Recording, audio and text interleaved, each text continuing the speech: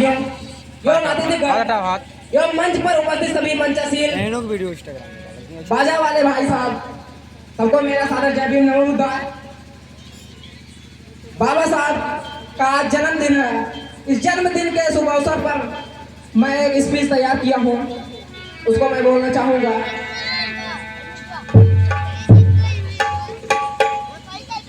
बाबा साहब हम सबके लिए क्या कुछ नहीं किए। बाबा साहब ने हमारे लिए अपना घर द्वार परिवार बच्चे को भी त्याग दिया। पढ़ाई करने के लिए खुद लंदन गए, उनके लिए भी कोई भी पैसा का सहारा नहीं था, लेकिन वो कम खाते थे, ज्यादा पढ़ते थे। इस पढ़ाई के कारण हम लोग यहाँ पर उपस्थित हैं। बैजपुर की इस धरती पर हमारे यहाँ 7वां बार जयंती मनाया जा रहा है। बाबा साहब की इस 135वीं जयंती पर बाबा साहब को श्रद्धा सुमन अर्पित करते हुए मैं सभी महान पुरुषों को वंदन अभिवंदन करता हूँ।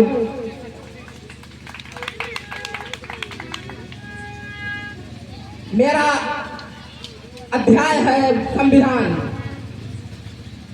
इस संविधान ने हमें क्या कुछ नहीं दिया।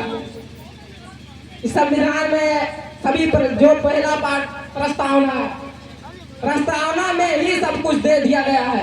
समता का अधिकार, समानता का अधिकार, अभिव्यक्ति की आजादी, शिक्षा, हर चीज यहाँ पर उपस्थित है, लेकिन हम लोग उसे पढ़ते नहीं, समझते नहीं, फिर सिर्फ नारा लगाते हैं और पार्टियों के पीछे चल पड़ते हैं कि वो लोग हमारा उद्धार करेंगे।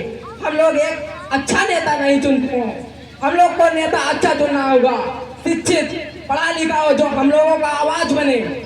ऐसा नेता ना चुने जो आवाज ना बन सके, कहीं पर दुख का बैठा रहे। हम लोगों को अच्छा ही नेता चुनना होगा, तभी हम लोगों का अधिकार का बात किया जाएगा। बाबा साहब जी कहा करते थे, शिक्षित बनो, संगठित बनो और संघर्ष करो। शिक्षित तो बने, संघर्ष भी किए, लेकिन संगठित नहीं बन पाए। संगठित आप सबको बनने के लिए और अधिक पढ़ना पड़ेगा, उनके बारे में पढ़ना पड़ेगा, लेकिन आप लोग उन्हें कम पढ़ते हैं और नाराबाजी ज्यादा करते हैं। उनके बारे में टिप्पणियां भी बहुत करते हैं। आप सबको उनको पढ़ना पड़ेगा। पढ़ते हुए भी उन्हें बहुत कुछ लिखा है उन्होंने। यहाँ पर बाबा साहब के द्वारा लिखी हुई किताबें नहीं पढ़ाई जाती, लेकिन अमेरिका और London the waiting for A visa एक ऐसी किताब है जिसमें पूरा अपना अध्याय लिख डाला है, पूरा अर्थशास्त्र समझा दिए हैं। वो किताब अमेरिका और लंदन की लाइब्रेरी में उपस्थित है, लेकिन यहाँ पर एक ऐसी सरकार बनती है। अभी हम लोग बहुजन की सरकार केंद्र में तो अभी आई नहीं है, इसलिए हम लोगों का बात नहीं किया जाता। हमारे सभी SC ST OBC माइनॉरिटी के सभी लोग भाइयों को एवं महिलाओं को पढ़ने का अधिकार बाबा साहब डॉक्टर अंबेडकर ने ही दिया था, लेकिन हम लोग उन्हें सिर्फ पूजते हैं और देवी देवताओं को पूजो, लेकिन आप सब उनके बारे में भी पढ़ो, क्योंकि जो आपको अधिकार दिया है, संविधान दिया है, हर गीता, कुरान, बाइबल जो कुछ भी है, हर उस शब्द को बोलने की आजादी हमारा संविधान ही देता है। इसलिए एक बार संविधान की भी जय बोलना चाहिए आप लोगों को। आप लोग संविधान के बारे में अभी ज्यादा जानते नहीं है, आप लोग पढ़ते नहीं है। मोबाइल है, मोबाइल के बारे में ज्यादा बहुत जानते हैं, लेकिन उसमें भी मोबाइल में भी बाबा साहब की हर चीजें, पुस्तकें, हर चीज आ जाती है। आप लोगों को पढ़ना चाहिए। संविधान निर्माता सदस्य डॉक्टर अंबेडकर भी थे, प्रारूप समिति के अध्यक्ष डॉक्टर भीमराव अंबेडकर जी भी थे, लेकिन ये अध्यक्ष बनते नहीं, इनको बनाने का सोचा भी नहीं गया था।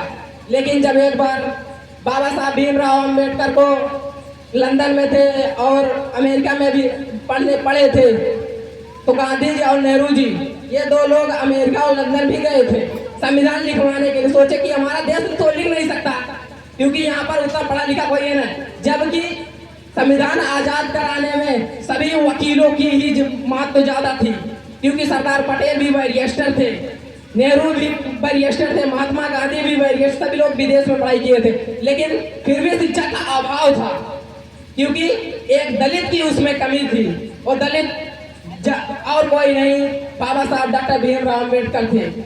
वहां पर जाकर इन लोगों ने संविधान लिखने की मांग की, लेकिन वहां के लोगों ने ये कहा आपके तो देश में सूरज रहता है, आप यहाँ क्या कर रहे हैं। वहां का सूरज पूछे, गांधी जी भी और सरदार पटेल जी भी पूछे, तो फिर उन्होंने बताया डॉक्टर भीमराव अम्बेडकर जो चार पीएचडी किया, वो भी ठेके पर नहीं की है।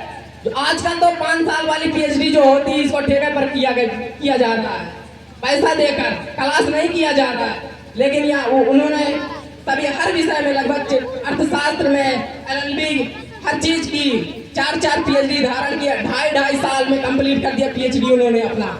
लेकिन उन्होंने हम लोगों के बारे में बहुत कुछ लिखा है, ज्यादा ना बताते हुए मैं संक्षिप्त में ही बताऊंगा।